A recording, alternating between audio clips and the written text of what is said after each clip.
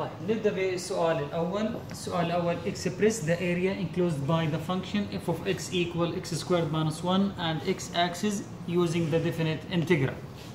يعني المطلوب مننا نعبر عن مساحة المنطقة المحصورة بين منحنى الدالة f of x equal x squared minus 1 ومحور x باستخدام التكامل المحدود.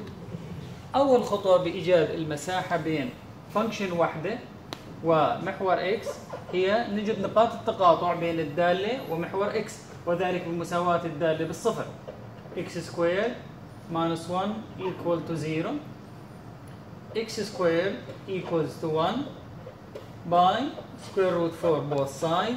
بصير عند ال x بتساوي positive or negative 1. إذا حدود التكامل هي positive or negative 1. يبقى الاريا راح تساوي الانتجرال من نيجاتيف 1 الى 1 للفانكشن اللي جيفن بالمساله x سكويرد ماينس 1 دي اكس. احنا عاده بنحط ابسوليوت فاليو حتى نتجنب الاشاره النيجاتيف لاننا بنحسب اريا، لكن لو نظرنا الى الاجابات في المساله او الاختيارات ما فيهن اي اجابه بالابسوليوت فاليو، يبقى هون لازم انا اعمل تيست بوينت اختارها ما بين النيجاتيف 1 وال1 واشوف اذا الاجابه للفانكشن نيجاتيف لازم اضرب الانتجريشن بنيجاتيف حتى تطلع الاجابه بالبوزيتيف، واذا كان بوزيتيف بترك الانتجريشن كما هو. فبنعمل هنا تيست، بناخذ x تساوي 0 اللي هي بين نيجاتيف 1 و1، بنعوض بالفانكشن f of 0 equals 0 squared minus 1 يعني equals نيجاتيف 1، هذا اقل من 0. اذا هذه الفانكشن في الفترة من نيجاتيف 1 إلى 1 إجابتها نيجاتيف، يعني الانتجريشن راح يطلع نيجاتيف، وبالتالي الاريا راح تطلع نيجاتيف، ما بصير. فبنضرب الانتجريشن بنيجاتيف، بندخل إشارة النيجاتيف على الفانكشن، تصبح الإجابة من نيجاتيف 1 إلى 1 ل 1 ماينس اكس سكوير دي اكس، وهذه معناه أن الإجابة في المسألة هي الخيار بي.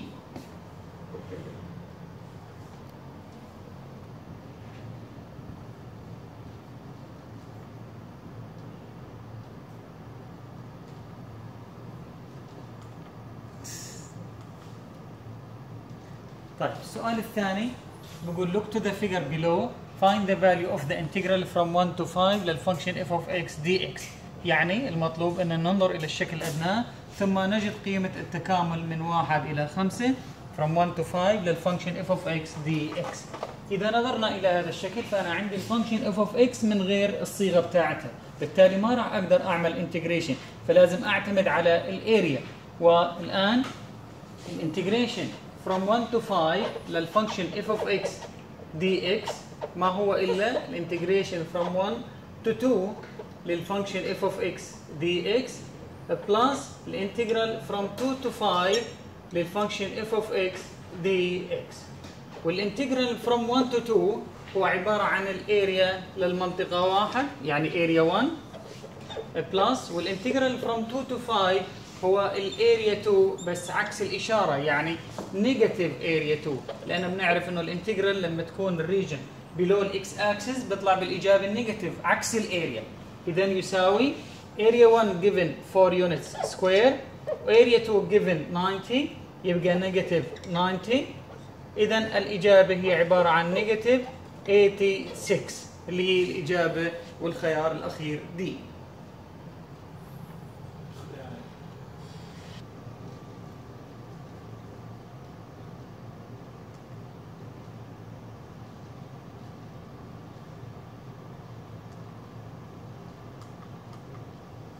طيب السؤال الثالث يقول express the area enclosed by the function f of x equal x minus 1 and x axis, y axis and x axis using the definite integral. يعني المطلوب مننا نعبر عن مساحة المنطقة المحصورة بين بيان الدالة f of x equal x minus 1 والمستقيم x equal 3 ومحور y ومحور x باستخدام التكامل المحدود. يبقى أنا عندي دالة واحدة وهي f of x equal x minus 1 وvertical line x equal 3 وvertical line آخر وهو x equal 0. يبقى عندي 2 vertical line 0 و 3. أول خطوة لازم أسوي الفانكشن بالزيرو، x minus 1 تساوي 0 لإيجاد نقاط تقاطع الدالة مع محور x، يبقى ال x equal 1. الآن لازم أعمل فحص هل هذا ال1 بين ال 2 vertical lines أو لا اللي هم 0 و 3. ال1 belong to the interval from 0 to 3. يبقى أنا هون عندي two regions، عندي منطقتين لازم أجيب الانتجرال على فترتين، انتجرال from 0 to 1 ثم from 1 to 3. يعني الاريا بتساوي الانتجرال from 0 to 1 للفانكشن x minus 1 dx بلس الانتجرال from 1 to 3 للفانكشن f of x dx اللي هي عبارة عن x minus 1 x minus 1 dx. لكن أنا ما بستخدم absolute value لأنه الإجابات في المسألة ما فيها absolute value، لازم أعمل تيست على الفترات. فأخذت نقطة ما بين 0 و 1 ولتكن هذه النقطة الإحداثي الإكس إلها هو عبارة عن 0.5 وعوضته بالفانكشن، بلاحظ إنه الإجابة هي عبارة عن 0.5 minus 1 يعني نيجاتيف 0.5. إذا هذه المنطقة أو الدالة بهذه المنطقة بهذه الفترة من 0 ل 1 إجابتها نيجاتيف، يبقى لازم ينضرب الانتجرال بعلامة نيجاتيف. لو أخذنا تيست أخرى للفترة من 1 إلى 3 ولتكن التيست الثانية فيها نختار الإكس تساوي 2، فبصير عندي f of 2 equal 2 minus 1 يعني equal 1 أكبر من الصفر. إذا هذا الانتجرال from 1 to 3 مش محتاج علامة نيجاتيف. ندخل الآن النيجاتيف على الفانكشن فبصير الانتجرال from 0 to 1 ل 1 minus x dx plus الانتجرال from 1 to 3 للفانكشن x minus 1 dx. يعني راح تكون الخيار هي الإجابة D.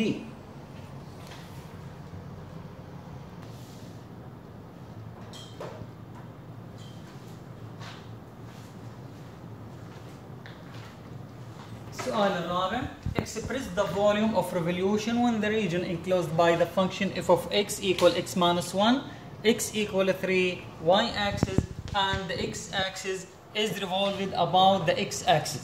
يعني المطلوب نعبر عن حجم المجسم الدوراني الناتج من دوران المنطقة المحصورة بين بيان الدالة f of x equal x minus 1 والمستقيم x equal 3 ومحور y ومحور x باستخدام التكامل المحدود. إذا بنلاحظ هو نفس سؤال 3 تماما، لكن صار الآن المطلوب هو إيجاد الحجم وليس الاريا. ما دام إيجاد الحجم وعندي فانكشن واحدة وعندي 2 vertical lines given اللي هما x equal 3 ومحور y زي ما قلنا من قبل اللي هو عبارة عن x equal 0، يبقى عندي 2 vertical lines وفانكشن واحدة مباشرة. ما في داعي أساوي الفانكشن بالزيرو، مباشرة الفوليوم يساوي باي في الانتجرال من 0 to 3 للفانكشن سكويرد اللي هي x minus 1 all squared dx. يبقى الإجابة هي عبارة عن الخيار B.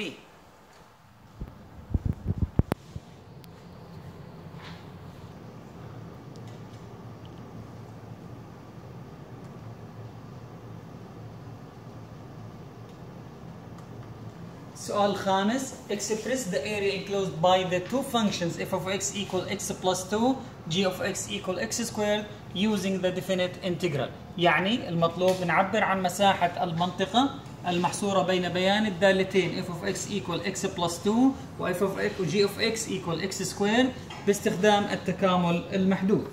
الآن أول خطوة راح نسويها نجيب نقاط التقاطع بين الدالتين اللي معطيتين. لكن لو نظرنا إلى الإجابات كونه سؤال مالتيبل تشويس واضح إنه نقاط التقاطع هم نيجاتيف 1 و 2، لكن للتحقق خلينا نسوي التو فانكشنز مع بعض. x سكوير equal x بلس 2، ننقل ال x و بلس 2 إلى الجهة اليسار بصير minus x minus 2 equal 0، نعمل فاكتورايزيشن بصير x minus 2 في x بلس 1 equal to 0. يبقى نقاط التقاطع الإحداثي الإكس لها هو 2 و نيجاتيف 1. يبقى الاريا بتوين two functions بتساوي الانتجرال from نيجاتيف 1 ل 2 لمين؟ هل f of x minus g of x أو g of x minus f of x؟ لازم أعمل تيست وأشوف مين أكبر. هل الفانكشن f of x plus x plus 2 من نيجاتيف 1 ل 2 هي الأكبر أم الإكس سكوير هي الأكبر بالفترة من نيجاتيف 2 إلى 1؟ فراح أعمل تيست واختار عدد بين نيجاتيف 2 ونيجاتيف 1 و 2 وليكن 0 واشوفه بالاف اوف اكس. اف اوف 0 راح يساوي 0 بلس 2 يعني الجواب 2.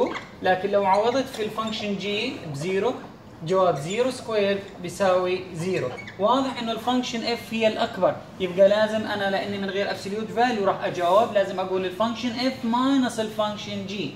الفانكشن اف هي اكس بلس 2 ماينس الفانكشن جي اللي هي عباره عن مين؟ عن اكس سكوير اول دي اكس. واذا دخلنا النيجاتيف بصير الموضوع هو الانتجرال من نيجاتيف 1 الى 2 لاكس ماينس اكس سكويرد بلس 2 all dx. يعني الإجابة هي الخيار الثاني في المالتيبل تشويس.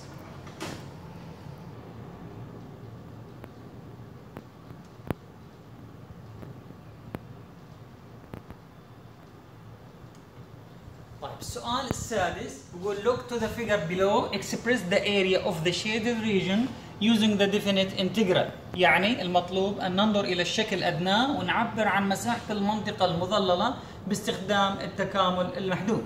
تعالوا نشوف الرسمة اللي أمامنا.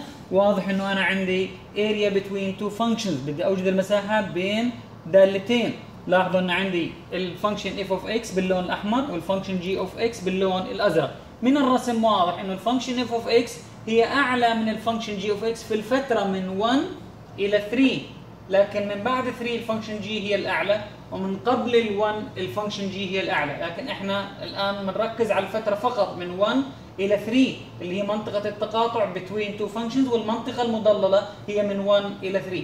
فمن 1 الى 3 الفانكشن اف هي الاعلى، يبقى لازم اقول الاريا تساوي الانتجرال from 1 to 3 لمين؟ للفانكشن اف اوف اكس ماينس الفانكشن جي اوف اكس، اللي هي راح يكون الخيار الثالث.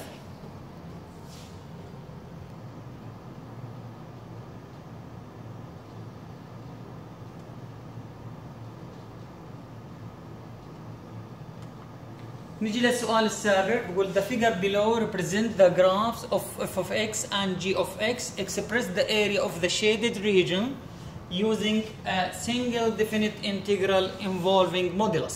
السؤال بيحكي الشكل الأدنى يمثل المخططين البيانيين لكل من الدالتين f of x و g of x. المطلوب عبر عن مساحة المنطقة المظللة باستخدام تكاملا محدودا واحدا متضمنا علامة المطلق. إذا أنا عندي هذا الشكل يتكون من two regions، وإحنا عارفين إنه معناه هو طالب من الاريا.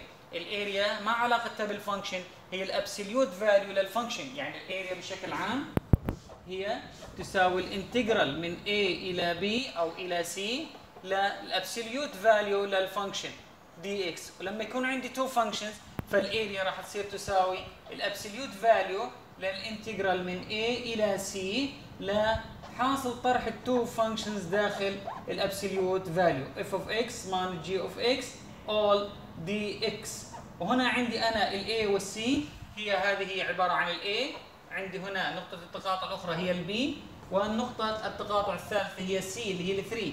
اذا راح تكون الاريا بتساوي الانتجرال من نيجاتيف 2 الى 3 للفانكشن f of x minus g of x f of x minus g of x absolute value dx. صراحة ما بفرق لو قلنا g of x minus of x لأن أنا عامل إيش؟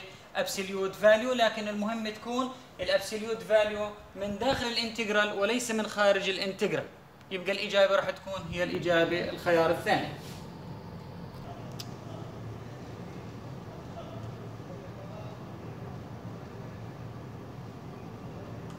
طيب السؤال الثامن بقول the function y equal f of x is graphed below.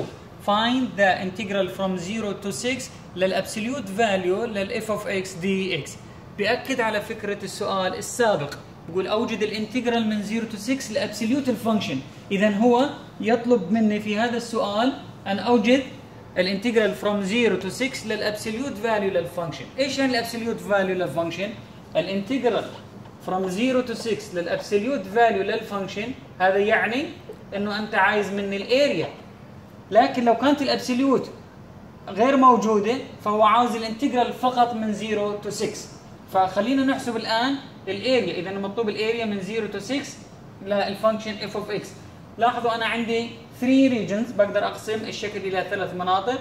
المنطقه الاولى عباره عن مثلث، المنطقه الثانيه عباره عن ربع دائره، والمنطقة الثالثة عبارة عن مثلث آخر. يبقى الاريا بتساوي اريا 1 بلس اريا 2 بلس اريا 3.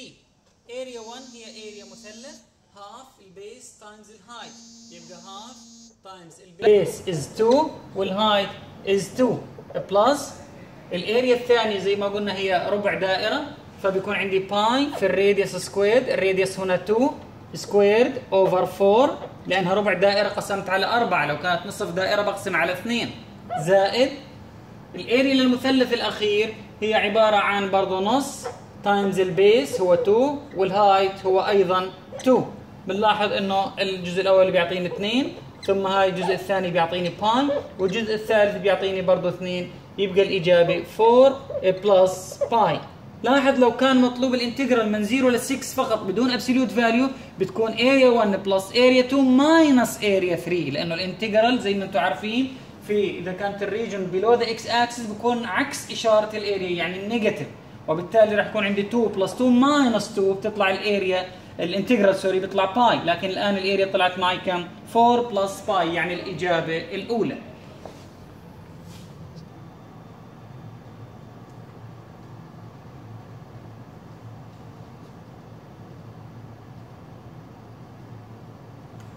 طيب السؤال التاسع بيقول the figure below represent f of x if the area enclosed between f of x and x axis is 10 units squared and the integral from -3 to 2 for the function f of x dx is equals to 5. Find the value of the integral from 0 to 2 للفانكشن f of x dx.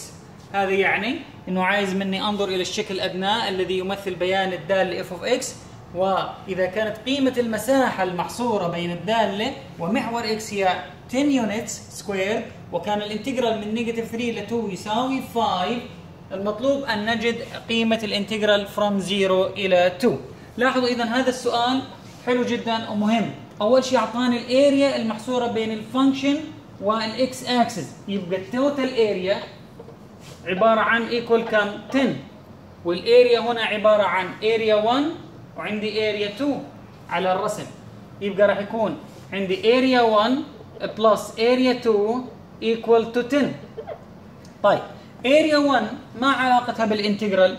هي الانتجرال من نيجاتيف 3 تو 0 للفانكشن اف اوف اكس دي اكس بلس، والاريا 2 هي عباره عن الانتجرال من 0 ل 2 بس بالنيجاتيف عكس الانتجرال هي الاريا، اذا النيجاتيف الانتجرال من 0 الى 2 للفانكشن اف اوف اكس دي اكس. هذا الكلام يساوي 10، هذه نسميها ايكويشن 1 المعادله رقم 1.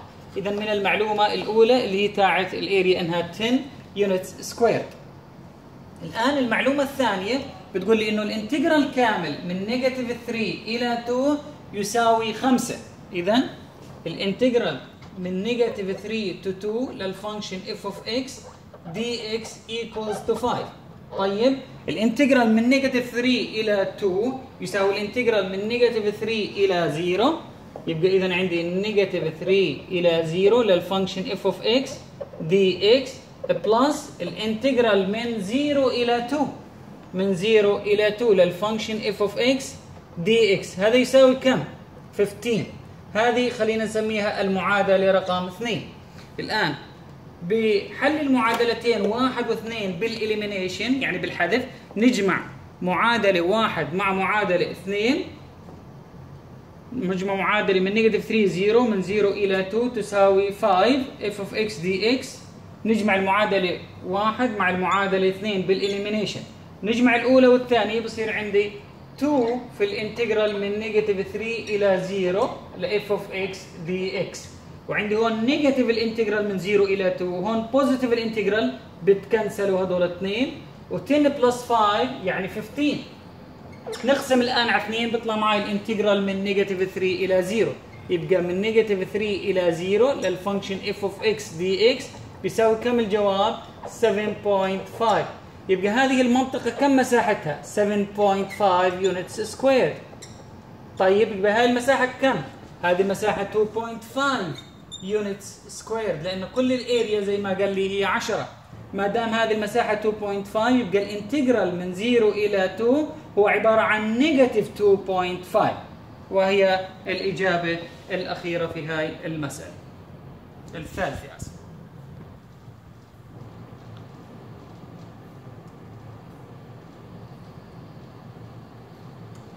طيب السؤال العاشر بقول look to the figure below express the area of the shaded region using the definite integral.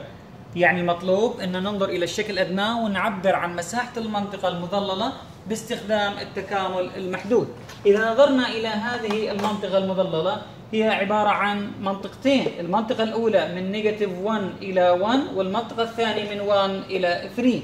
يبقى راح يكون هو عبارة عن الانتجرال التكامل من نيجاتيف 1 إلى 1 زائد التكامل الانتجرال from 1 to 4. طيب الانتجرال من نيجاتيف 1 إلى 1 راح يكون للفانكشن f ناقص الفانكشن g. ليش؟ لأنه الفانكشن f أعلى من الفانكشن g بهذه المنطقة، لكن الجزء الثاني بنلاحظ أنه الفانكشن g هي اللي فوق الفانكشن f. يبقى راح يكون الانتجرال from 1 to 4 للفانكشن f ناقص للفانكشن g ناقص الفانكشن f. الفانكشن g هنا هي الأعلى، يبقى راح يكون الجواب هو الجواب الأخير، انتجرال من نيجاتيف 1 ل 1 ل f ناقص g زائد من 1 to 4 ل g ماينس f.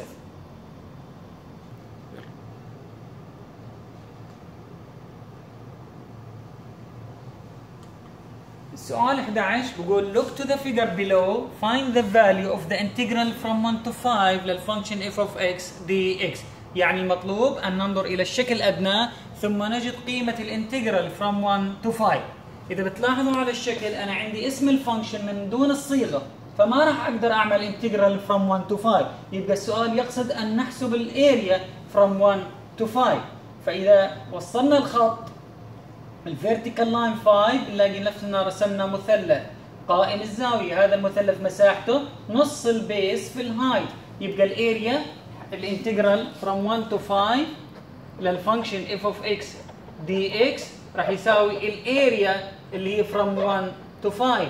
الاريا from 1 to 5 هي عبارة عن اريا مثلث قائم الزاوية، وهي نص البيس. البيس عندي 4 والهايت هو عبارة عن 3.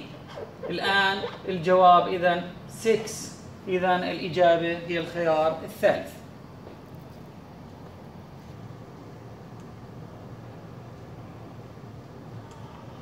سؤال رقم 12 look to the figure below find the value of the integral from 1 to 4 للفانكشن f of x dx. يعني المطلوب ننظر إلى الشكل الأدنى ثم نجد قيمة الانتجرال from 1 to 4 للفانكشن f of x dx. إذا نظرنا برضو إلى الرسم نفس السؤال السابق أعطاني الفانكشن من دون الصيغة، يبقى أنا ما بقدر أجري الانتجرال، لازم أعتمد على فكرة العلاقة بين الانتجرال والاريا.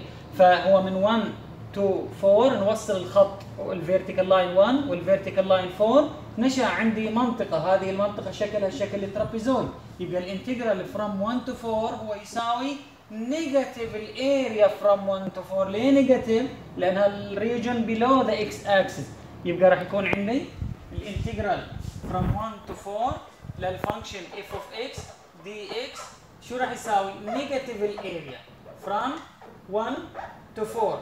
والاريا زي ما قلنا هي اريا ترابيزويد، وقانون ترابيزويد نص مجموع التو بيسز. عندي البيس الاولى 1 والبيس الثاني عباره عن 4، فبصير عندي 1 بلس 4 في الهايت وهو عباره عن مين؟ عن 3. يبقى الاجابه نيجاتيف 7.5 اللي هو الخيار الرابع.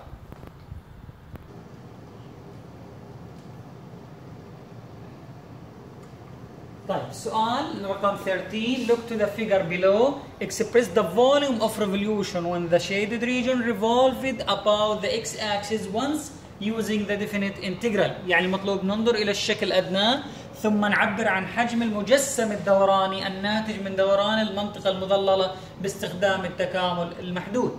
إذا المطلوب مني هو الفوليوم الحجم، وعندي أنا فانكشن واحدة f of x مش تو فانكشنز، والمنطقة محصورة ما بين 1 و 5. ولاحظوا عندي في نقطة بالوسط اللي هي 2. هنا نتجاهل هاي النقطة، قلنا بالفوليوم ما في داعي أقسم الانتجرال from 1 to 2 ثم from 2 to 5 رغم أنه يجوز، لكن للسهولة أن نعمل الانتجرال from 1 to 5 directly للفانكشن سكويرد، وما ننسى نضرب في باي. يبقى الإجابة راح تكون هي الإجابة الثانية اللي هي باي في الانتجرال من 1 to 5 للفانكشن سكويرد دي اكس.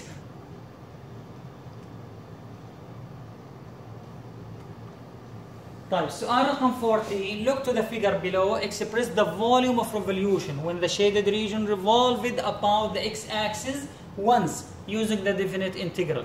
المطلوب اننا ننظر الى الشكل الادنى وباستخدام التكامل المحدود نعبر عن حجم المجسم الدوراني الناتج من دوران المنطقة المحصورة بين منحنى الدالتين عندما تدور هذه المنطقة حول محور x دورة كاملة. لاحظ انه اعطاني الرسم واعطاني الصيغه لكل فانكشن، نيجاتيف 2x بالنسبه للجي اوف اكس ونيجاتيف اكس سكوير بالنسبه للفانكشن اف اوف اكس.